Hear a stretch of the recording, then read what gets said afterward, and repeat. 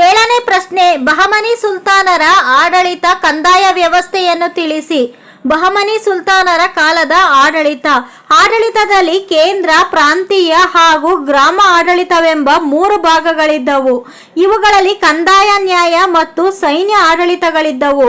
ಕೇಂದ್ರ ಸರ್ಕಾರದಲ್ಲಿ ಸುಲ್ತಾನನೇ ಆಡಳಿತದ ಮುಖ್ಯಸ್ಥನಾಗಿರುತ್ತಿದ್ದನು. ಮಂತ್ರಿಮಂಡಲಕ್ಕೆ ಮಜ್ಲಿಸ್-ಇ-ಇಲ್ವಿತ್ ಎಂದು ಕರೆಯುತ್ತಿದ್ದರು. ಉನ್ನತ ಅಧಿಕಾರಿಗಳು, ದಂಡನಾಯಕರು, ಉಲೇಮರು, ಅಮೀರರು ಸುಲ್ತಾನನ ಆಪ್ತರು ಮತ್ತು ಸಂಬಂಧಿಗಳಾಗಿದ್ದರು.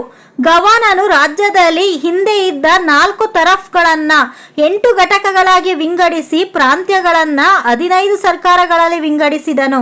ಸುಬೇದಾರ ಎಂಬ ಅಧಿಕಾರಿಯು ಸರ್ಕಾರಗಳಲ್ಲಿ ಮುಖ್ಯ ಆಡಳಿತಾಧಿಕಾರಿಯಾಗಿದ್ದನು. ಸರ್ಕಾರಗಳನ್ನು ಪರಗಣಗಳಾಗಿ ವಿಂಗಡಿಸಲಾಗಿತ್ತು.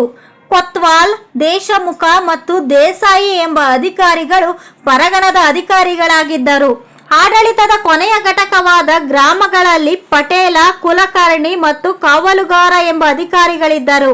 ಗ್ರಾಮಾಡಳಿತ ಘಟಕಗಳು ಸ್ವಾಯತ್ತ ಸಂಸ್ಥೆಯಾಗಿದ್ದವು. ಬಹಮನಿ ಸುಲ್ತಾನರ ಕಂದಾಯ ವ್ಯವಸ್ಥೆ. ಅಮೀರ್-ಎ-ಜುಮ್ಲಾರು ಕಂದಾಯದ ಮುಖ್ಯಸ್ಥರಾಗಿದ್ದರು. ಭೂ ಕಂದಾಯವು ರಾಜ್ಯಾದಾಯದ ಮೂಲವಾಗಿತ್ತು.